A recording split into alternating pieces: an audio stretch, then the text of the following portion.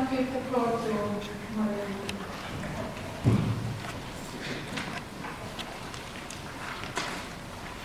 Mr. Wallström, Excellencies, distinguished colleagues and guests, feminists. I'm honored to provide comments to Mr. Wallström's speech. And I want to also thank the organizers for having maybe strategically chosen the campus of University of Helsinki for this event, creating feminist spaces to discuss foreign policy, global security, and sustainable development is important and urgently needed, not just globally, but also in academia. Everyday forms of discrimination, belittling, or even anti-feminism challenge all of us. No one, I suppose, thinks that being a feminist or walking the feminist talk is an easy task, or become that anytime soon. I think this is what feminists, women activists, and human rights defenders know all too well throughout the world. Foreign policy, security, and diplomacy are not necessarily easy places, nor automatically welcoming or inclusive. The question is, like the Minister pointed it out already, about power and who gets to set the agenda. Who speaks for whom? Not just in relation to our gender, but also maybe to our age, social and economic status, titles, positions, ethnicity, or even passport or lack of it. Yet it is precisely the question of power why turning to feminism indeed can be empowering and transformative. Feminism in foreign affairs, and I'm here talking as a researcher but also a lecturer, a former temporary lecturer in foreign policy and diplomacy. Feminism in foreign affairs means reflective analysis of varying positions of power, and what drives it is an explicitly outspoken drive towards change, as we have just seen an excellent example. What feminist scholarship can offer to practitioners of foreign policy is critical reflection on how concepts and tools of foreign affairs become, and actually always are, embedded in various power relations. Concepts such as gender equality, gender sensitivity, or even feminism are far from being simplistic or purely technical, which to me, we should not shy away from either, as anti-feminists would love us to do so. For example, just to give an example, the difference to talk about gender equality as legal or de jure equality than to aim towards experienced or de facto equality. Is feminism always something positive and good for every woman? No. History has taught us that different forms of feminisms have assumed certain types of normality as their ideal woman. Some forms of feminism, for example, have assumed that all women are peace-loving or share the same ideas of transforming gender roles and empowering women's lives. Here I want to raise alertness. Research, mine included, has shown how turmoil, such as political violence, armed conflict, or natural disasters may lead to new forms of movements that in the name of protecting a nation, community, or religion, call for action to protect women and their respectability by reducing women's roles solely as mothers and guardians of honor. Feminists have also been challenged to transform their own goals and forms of action, dismantling master's house, be it geopolitical or white privilege. For example, I like the sound of sharing Nordic sounded more humble and open for dialogue than some other earlier attempts that have explicitly aimed at exporting Nordic gender equality models, whatever we mean by them, to others. Being celebrated as the world champion of gender equality has, at least in Finland, resulted in a dangerous myth of achieved gender equality and potential blindness to emerging new gendered social and economic inequalities and direct forms of racism and phobia. CEDAW committee has repeatedly raised their concern over globally high statistics of violence against women and forms of multiple discrimination in Finland, especially directed to migrant communities, many of whom are fleeing armed conflicts and political violence. These examples illustrate that 1325 is not just a powerful tool for foreign policy, but also intimately about transforming domestic politics too. And those of us who engage with transnational agendas such as the UN, CEDAW, CSW, forthcoming commission meetings and so on, know that quite well, that the linkages and the influences go back and forth.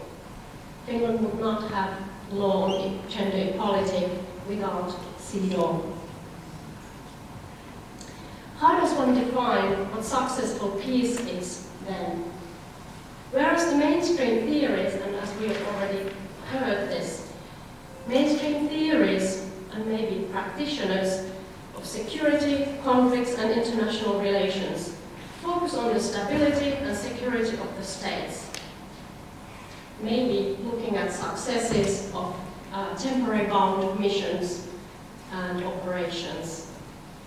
Feminist analysis of conflict and post-conflict context draws attention to longer-term, macro and micro-level dynamics, events and experiences in the everyday. I'm going to use the example of Part2 peace process, well known at least in Finland, the peace process that reaches its 10th anniversary later this year, with certain measures, undoubtedly, such as the decreased number of hostilities, demobilization of armed forces, transforming ex-combatants to politicians and businessmen, Part2 peace process can be said to be successful. However, as Achinese women legal experts and women rights activists pointed out a couple of weeks ago in Kathmandu, at the regional consultation for the global study of implementation of 1325, the peace process has its major challenges when gender lenses and women's rights are positioned at the center of that analysis. The peace process and the international humanitarian aid in the aftermath of the Indian Ocean tsunami has fueled severe new forms of political struggle that use the rhetoric of respectability, Achinese identity, and actively uses the special autonomy status granted for Aceh to target so-called dissident women. Gendered violence continues to be normalized, and it has also been directed to religious, ethnic, gender and sexual minorities, but also increasingly to women human rights defenders and some of my colleagues, gender studies lecturers. Labeling activists or lecturers as agents of the West has further created divides between women's groups. It's not easy to come together in solidarity.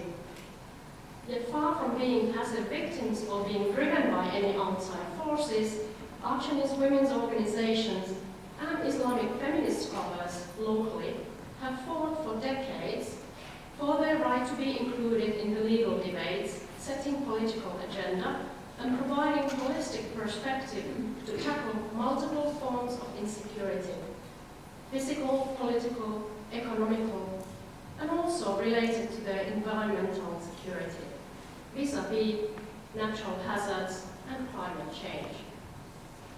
Minister, distinguished guests, The 15th anniversary of 1325 turns the analytical eye on the globe, its conflicts and peace-building efforts.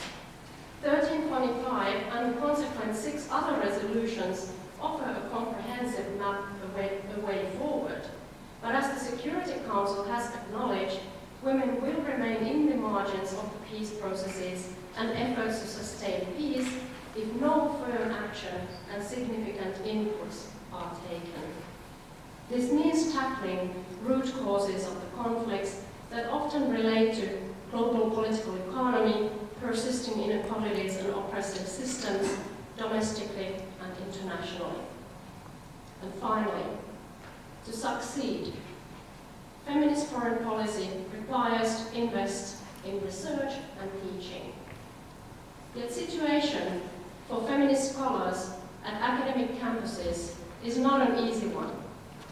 When it comes to decisions regarding recruitment, teaching syllabus, or research funding, sustaining institutionalized commitments to feminist goals remains a huge challenge. As the Finnish Minister for Foreign Affairs, Erkki Tuomioja, noted in Gender and Peacebuilding seminar last year held here in Helsinki, integration of gender in international affairs is difficult but necessary. I could not agree more. Feminist scholars are, however, ready for action. Thank you.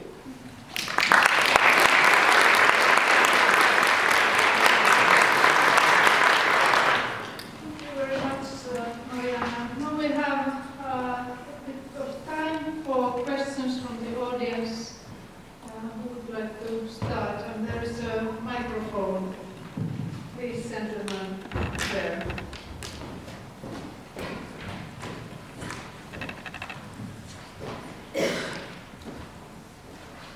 Good afternoon, Your Excellencies.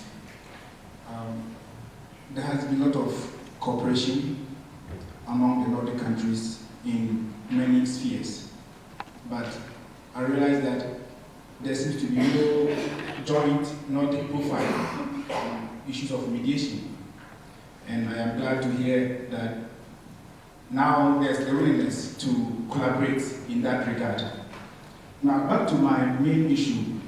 The Minister made mention of the implementation of the UN Security Council Resolution 1325 and the challenge it poses in the implementation. I'm from Ghana, and Ghana is among the few countries that have adopted action plans for implementing the UN Security Council Resolution 1325. But the problem is that the Ghana National Peace Council has only one female among 15 members. It's a bit of an irony. And there's also a general perception that this resolution poses some challenge to countries that have relative peace, like Finland, Sweden, and of course Ghana. So I'd like to know, how have you been confronting this challenge, and what lessons are there for Ghana to learn from Finland and Sweden? Thank you. Thank you. Maybe I collect some more questions.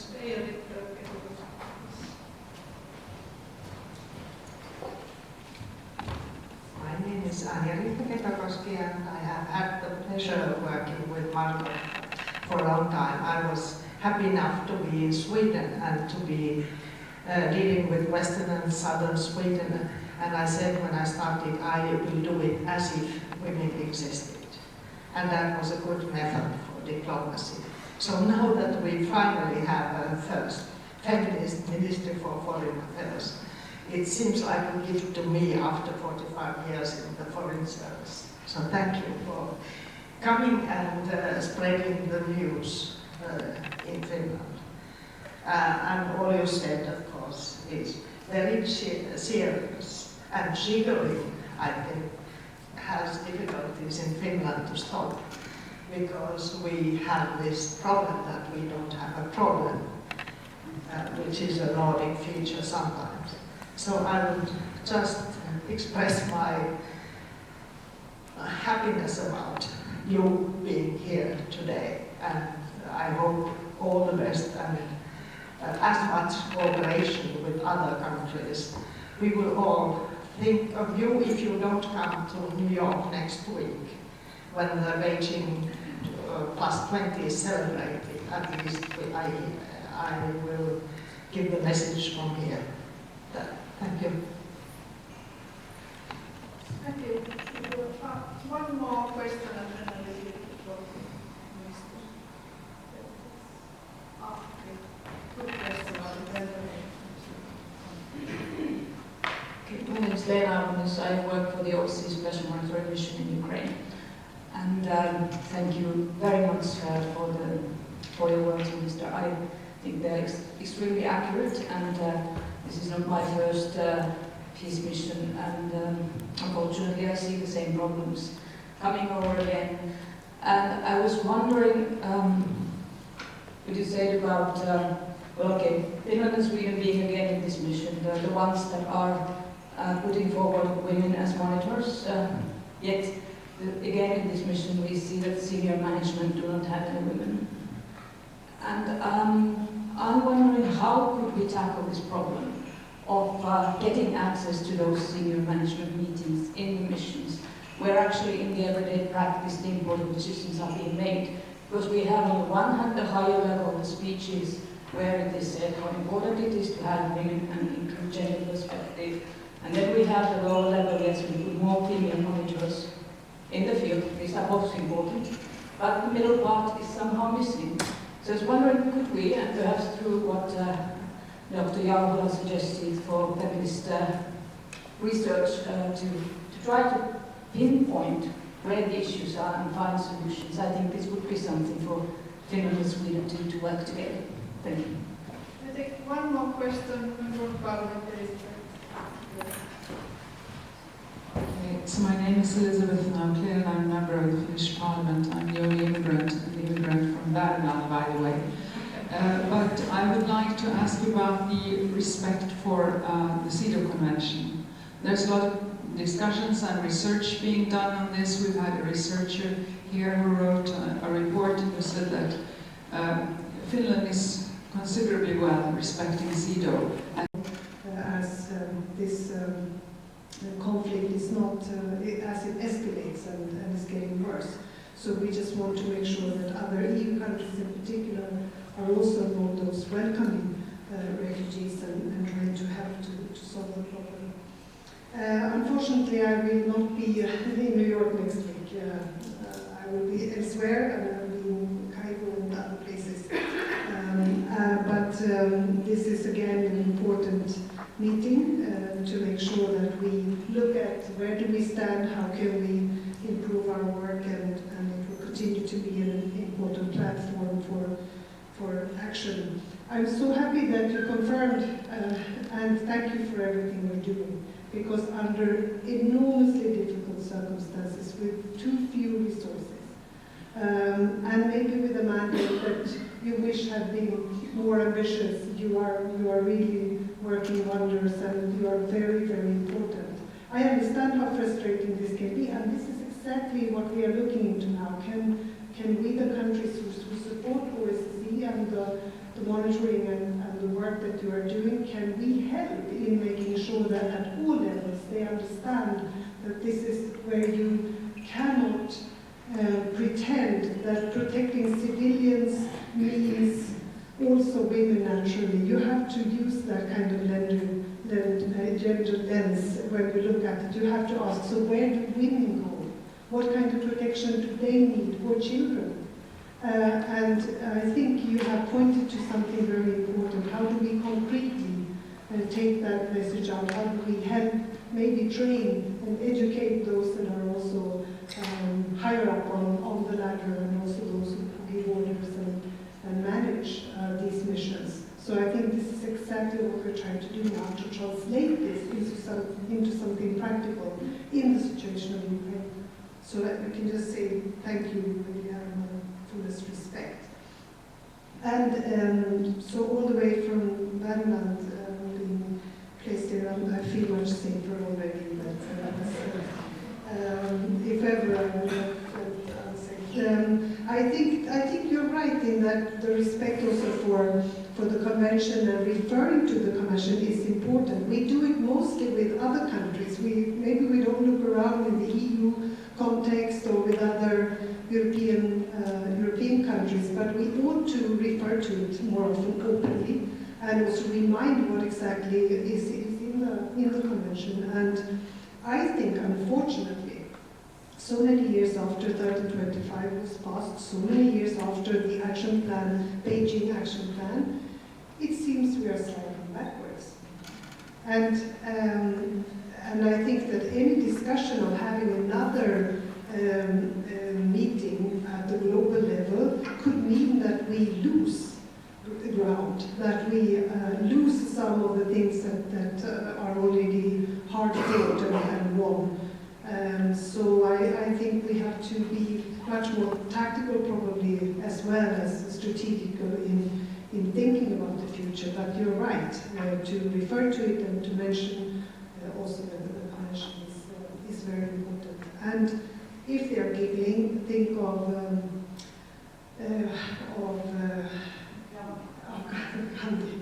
Gandhi's word, just thinking of who it was that first said it, but Gandhi said that, remember that when you fight for something, first they ignore you, then they laugh at you, then they fight you, and then you win.